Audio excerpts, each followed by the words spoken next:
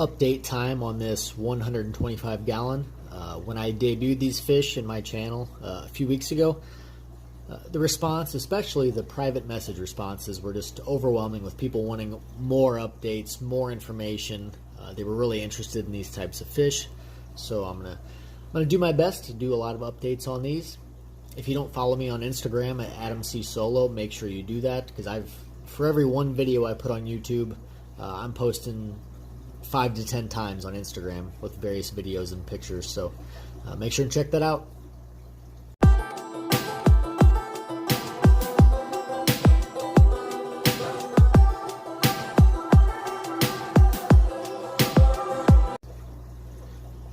So I did get these not very long ago, just several weeks.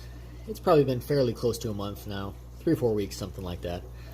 These are very expensive fish, not commonly found, and the expense really comes in at the fact that you have to do quite a few of them together to mitigate aggression and form a nice colony. So you're looking at high dollars for fish like these. There's 24 in here. I ordered 24, all 24 still alive and doing well. Even at 1.25 inches, these 24 fish cost generally over $30 per fish for the most part. So you can kind of get an idea, what kind of financial commitment you're talking about. And these are Tropheus capili albino. Really, really interesting fish. The behavior is completely different from what I normally have in, the haps and peacocks. These guys are colony fish. They need higher numbers to mitigate the aggression, because they do assert dominance very, very often. So let's get a closer look at these, talk about what I feed them, water chain situation, and how they're doing. So getting closer up, this is a 125 gallon. It's completely over filtered for what's in here currently, but as I mentioned in previous videos, one thing that you can't have too much of, especially if you have a fish room, is completely cycled media. Got an FX6 right there, FX4 right there, a nice sponge rated for 80 gallons right there, and then a new moving bed filter right there that I'm going to be doing a video about in the very, very near future, so we won't focus on that now. Universal rocks, that's where these rocks are from. Starting to get some really nice growth on these rocks, which is by intent. I really prefer tanks that have like an aged look to them, more of a natural look. Nothing against tanks that are spotless and all the decor is spotless, but especially for fish like these that are grazers, it's nice to have some stuff growing in the tank with them. 24 of them in here, going up near the top, thinking I'm going to feed them, and we're going to feed them in just a minute here so you can see the frenzy.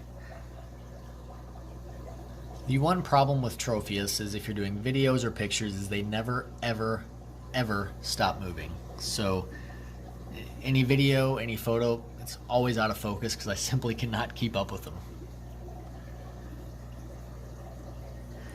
See, some are more white, some have more yellow. They all have the reddish eyes. I don't think the video shows that well, but these are really, really interesting fish. 1.5 inches now at best, so these guys have a long way to grow. I don't anticipate that I'll be able to keep all 24 in this 125, just because it's going to end up being too many males and they're just going to beat the living hell out of each other. Tropheus are generally herbivores. They're not meat eaters. They don't need krill and frozen krill, anything like that. They have a longer intestinal tract. If you give them that kind of protein, that meaty protein, they're going to have bloat and die pretty much damn near instantly on you. So in feeding these guys a vegetarian diet for the most part, you guys know I am a big fan of Northfin. This is the kelp flake. I also feed them some kelp wafers and on occasion some 1mm pellet, but it's all veggie based. I don't do large feedings with these groups, with this group specifically. They do much better if you feed them multiple times a day, with the amount every time being significantly less than you would feed, peacocks, haps, Central and South Americans, anything like that. So smaller amounts of food, more times per day, seems to be the successful recipe for getting these guys to grow well and avoid the dreaded Tropheus bloat. So let's feed. So I do have some crushed kelp flake ready to go for these guys, and this is more than enough actually. I do this 3-4 times a day, roughly.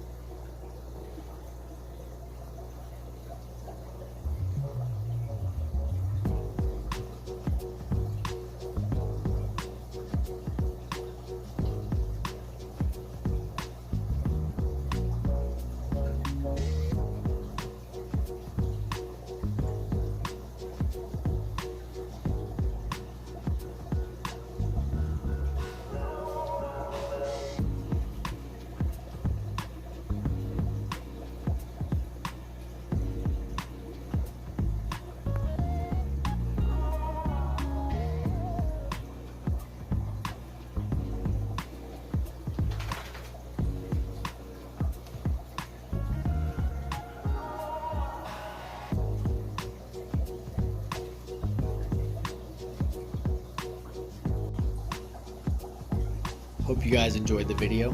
Quite a few updates to come, and one coming very soon on that new filter down there.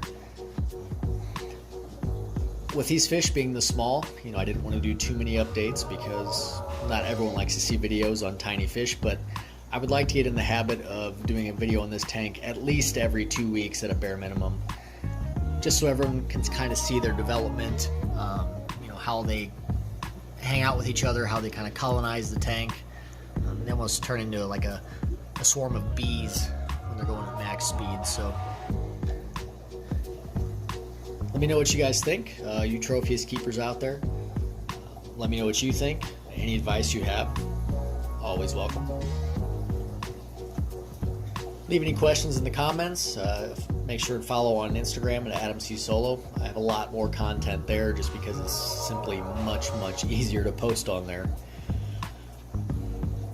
See you guys next time.